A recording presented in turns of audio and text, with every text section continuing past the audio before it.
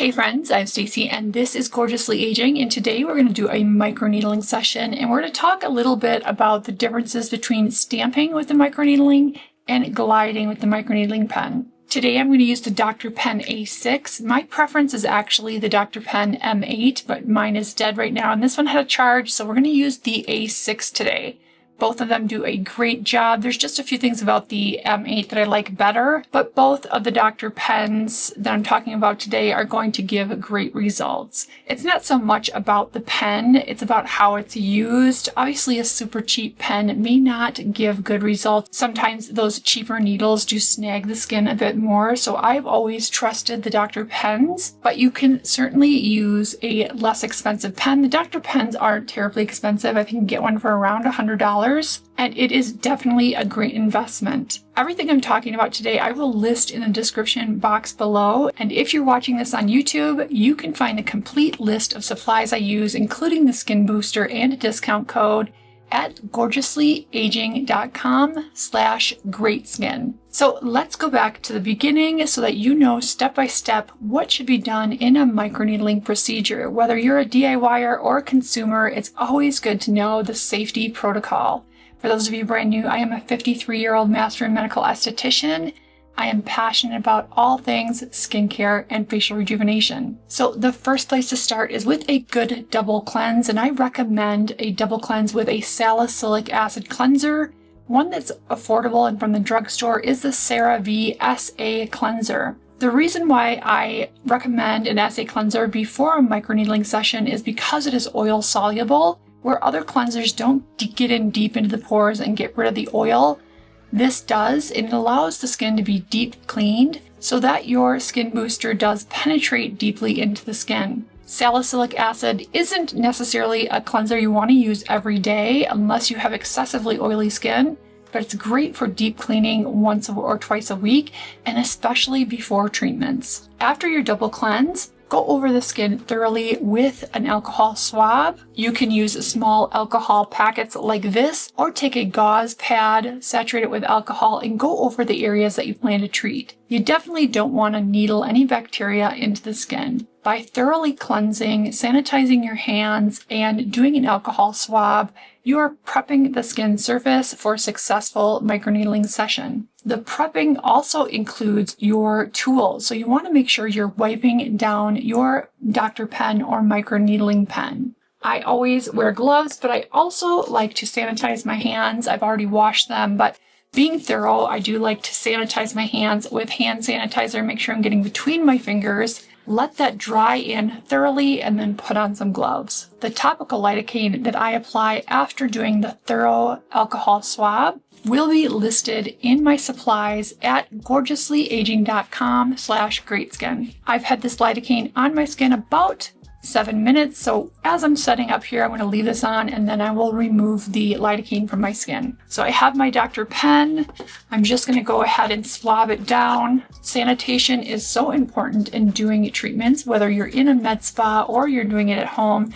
Making sure that everything is well cleaned and sanitized is really important to a good result. So these needles here, this is a Dr. Pen 12 needle cartridge. These are single-use disposable. You never want to use these twice. When you're done, you always dispose of them in a sharps container. They can't really be cleaned and sanitized effectively, and the needles get dull. You never want to use a reused dull needle cartridge on the skin. Now, microneedling at home is actually very safe and effective. There's really almost nothing that can go wrong except for poor sanitation and poor aftercare.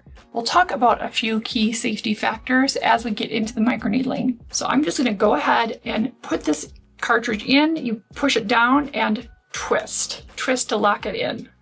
Once it's locked in, it doesn't move around. Now let's talk about depth.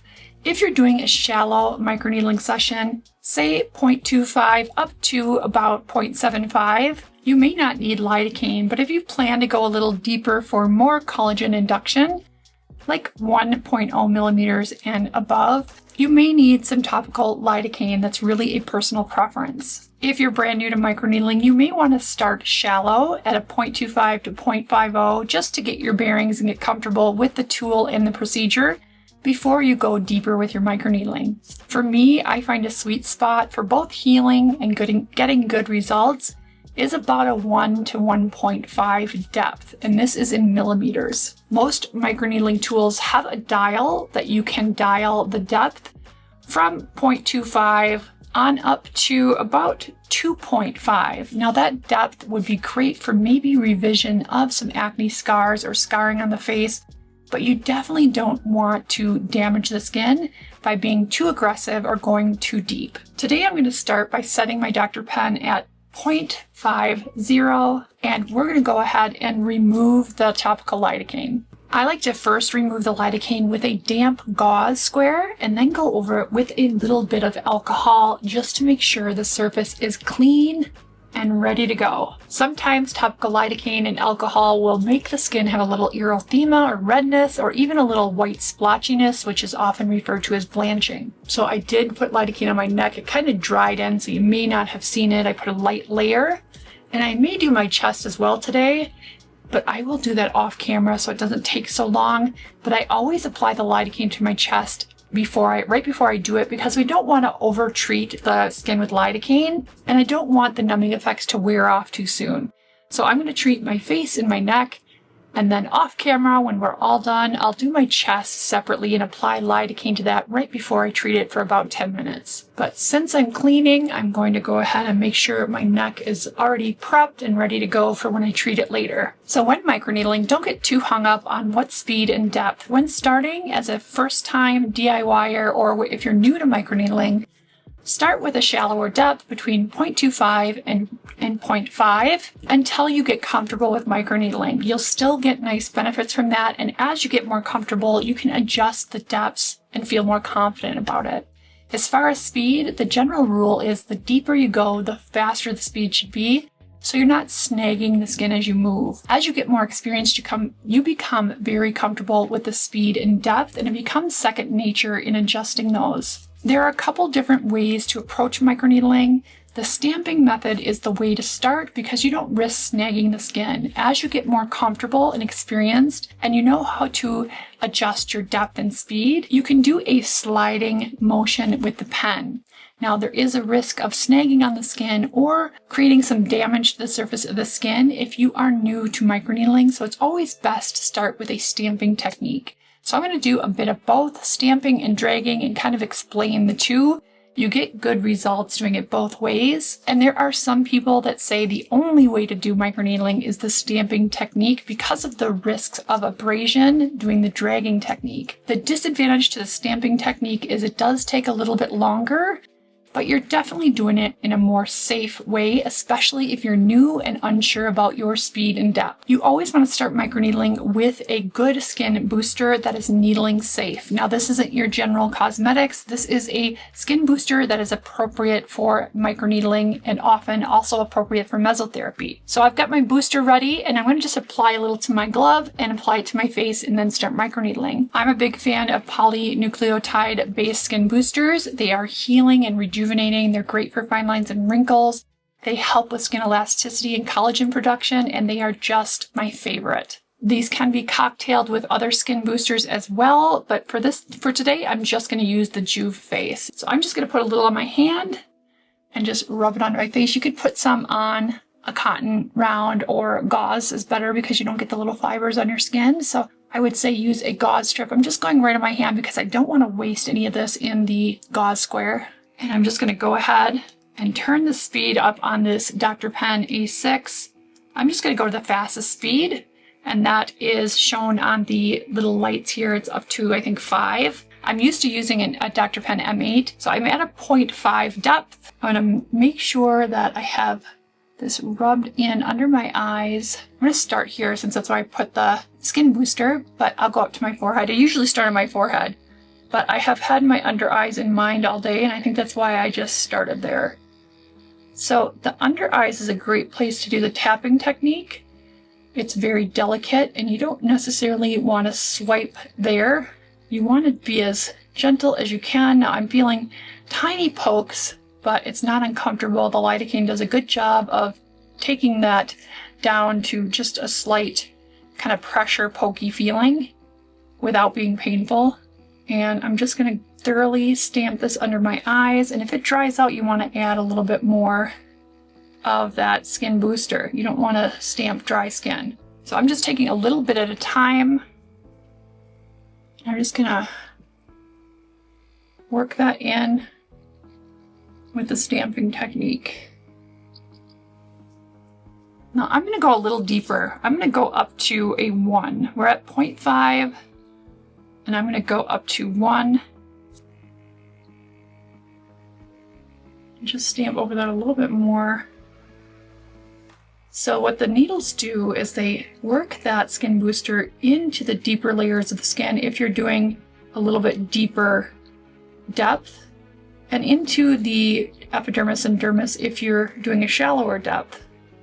Both are good, but you're getting that skin booster into the skin and you're also creating some controlled injury to the skin with the needling, and that creates the collagen building response. And this is where we see some really great improvements with fine lines and wrinkles and with skin elasticity. Now I'm going to move to a little bit of a dragging technique because for me this is just so much more time effective. But if you are new to microneedling or unsure about your speed and depth, continue doing a stamping technique. And I'm just going to go, I'm at the 1.0 depth.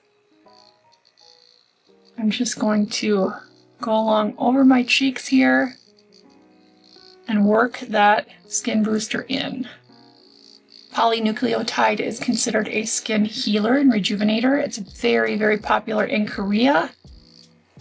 And again, this product is really intended originally for mesotherapy, little tiny injections of the product throughout the face. But for those of you who aren't comfortable with mesotherapy or just want to use this in another application, also try it with your microneedling. Now, so I don't forget, I'm going to go up to my forehead, just a little pea-size amount here, work that in, just on this side. I'm at a 1.0. I usually go shallower on the forehead because it's so thin, but I'm just going to leave the 1.0, but you could do a 0.25 or 0.50. The forehead is pretty bony. Again, stamping is always a safe way to go. And a little pinpoint bleeding is okay. But microneedling is also so great for crepiness of the skin.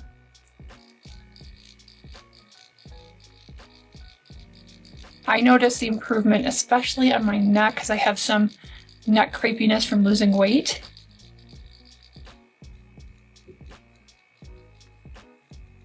Definitely be patient with this if you're first starting out because you don't need to rush. Take the time to do the stamping technique. Sometimes because I've been doing this for so many years, I get a little impatient with the stamping and move on to the gliding.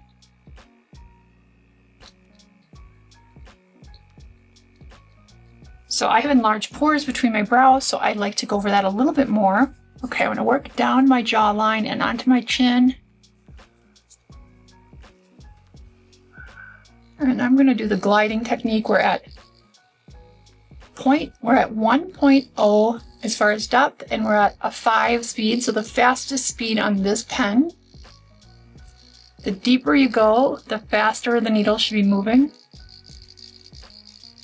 Now, doing the upper lip is great if you're starting to have some lines, vertical lines there, or smoker's lines. I've never smoked, but I do start to see some very fine lines, and this definitely helps. The collagen building isn't immediate. It does take some time. You do feel immediate results of what this does to your skin. It gives you a glow. It feels more supple and hydrated, but the collagen building takes some time. A monthly microneedling session is really wonderful. So if you can do it monthly, you're going to see great results over time. If you can't do it monthly, if you just don't have the time or you forget, just do it as often as you can, every other month, once a quarter. My skin is definitely better when I do this monthly. It also keeps the skin smoother in terms of the texture.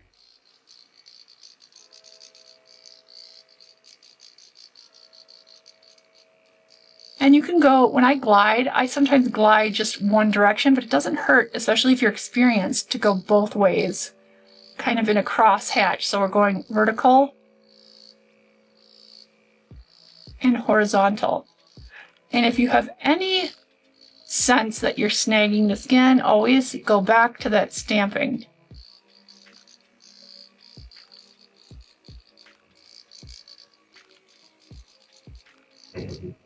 Sometimes using your tongue is helpful, just to kind of give a little pressure on a certain area.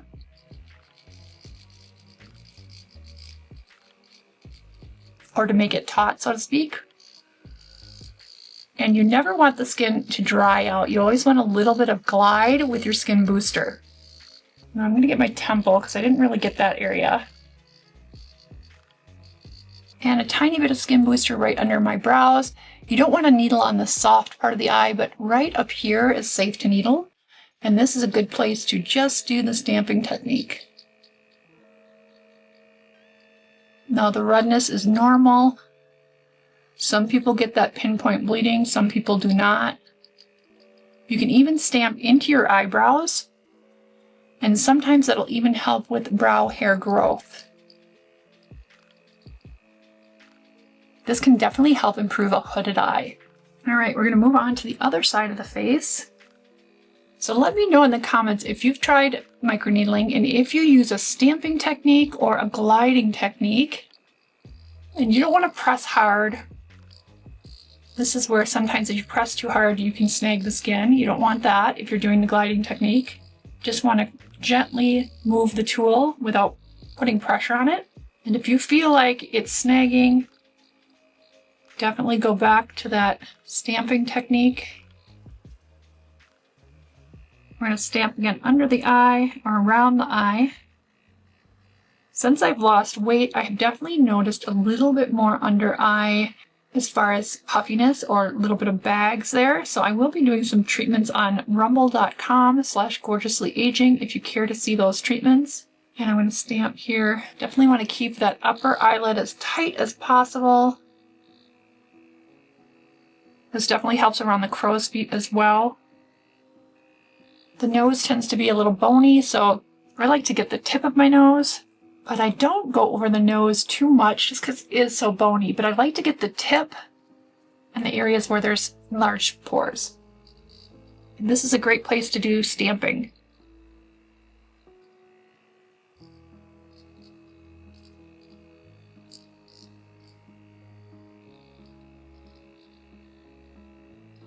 You could also back the depth down to 0.25 or 0.50 around the nose where it's bony. So my camera cut out right through here, but I did a gliding technique through this area, and I'm still at a 1.0. Putting a little more skin booster on my chin.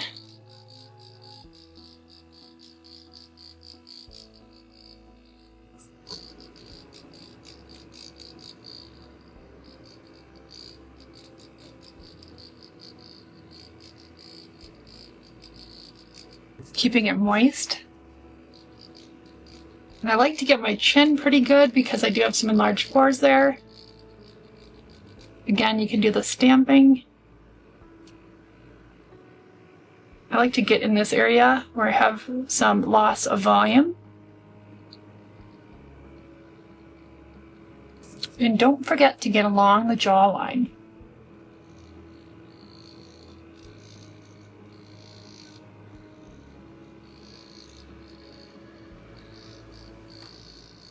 We want as much of that elastin to be produced in collagen in that area as we can. I'm noticing a little sagging here because of my weight loss, so I'm definitely gonna focus on this area. And this gets better and better over time, especially with monthly treatments. All right, I'm gonna do the rest of the neck and the chest off camera, just so this video doesn't get too long and my camera doesn't overheat. But let's talk a little bit about aftercare. So I like to use the Avene Sickle Fate. I'm just going to take a touch of water on my glove or you can put it on a gauze square, a sterile gauze square. And I'm just gonna pat the water for the extra hydration. And then I'm gonna use my Cicaphate Plus. And this is a brand new tube. I go through these. I've ordered tons of these. I always have them on hand. And I'm gonna press that into the skin, and this is just a really nice, rich healing cream. Great as a night cream as well. Keeps the skin moist and protected after microneedling. The first time I apply it right after, I do a really liberal coat and just let that absorb into the skin. You want to make sure to do this every couple of hours, the first 24 to 48 hours, to make sure the skin is really well coated. Of course, when you go out, you don't have to have a white, opaque coat. You can work it into the skin. But I like to have a really rich, thick coat of this right away. Skin feels like a sunburn. That's normal. When cleansing the skin the first night, I just kind of rinse it with water and apply more Cicaphate. The next day, I'll use a very gentle cream cleanser. I'll list a couple in the description box below. You want to avoid super hot water. Just kind of room temperature water is fine. Cool water feels nice. Again, it feels like a sunburn. You definitely want to stay out of direct sun. Wear a hat, a sun hat, and a mineral sunscreen. I try to avoid going outside the first 24 hours altogether. But if I do have to run an errand, I'll wear a sun hat and really good mineral SPF. You definitely don't want to rub, pick, or scratch at your skin, so if it feels a little itchy while you're healing, definitely use some of the Vana Cicaphate Plus. The more hydrated it is, the less it's going to itch, so keeping it coated is the key to successful healing.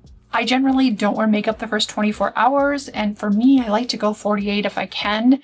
I'll wear a little eye makeup out and maybe a little lip gloss, but I try to be as gentle with my skin with just the Cicaphate Plus and a nice SPF. The worst thing you can do for your skin after microneedling is get a suntan or a sunburn. You definitely want to avoid that at all costs, even if you're not microneedling, as it's going to kind of undo the work you put into your microneedling. Where you're building collagen and you are treating these signs of aging and sun damage, and then you get a suntan, you're kind of reversing the progress you just made. So definitely at all costs, try to avoid sun exposure, especially on your face, neck, and chest if those are the areas you're treating. I treat my whole body with sun protection. I try to be under an umbrella at the pool.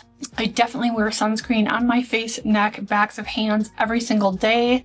But to me, it's just not worth getting a suntan to undo the progress that I'm making in my skincare. Not too long ago, I had somebody tell me that they went through 6 IPL sessions to get the hyperpigmentation off their chest.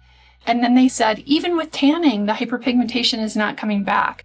Well, hyperpigmentation, it takes a while to surface. And so it is definitely coming back. And those 6 expensive treatments of IPL were kind of like lighting money on fire. Sun is what causes that hyperpigmentation, and that damage isn't seen right away. It takes some time for it to come to the surface. So protect your investment in your skincare treatments by protecting your skin. Thanks so much for joining me today. If you like this video, give it a thumbs up and consider sharing it with a friend. You can do microneedling treatments and so many more things at home safely and effectively and save tons of money. To see those treatments, you can go to my Rumble, rumble.com/gorgeouslyaging for more safety-focused tutorials. I sincerely appreciate you spending a piece of your day with me. Be good to yourselves and to others, and I'll see you in my next video.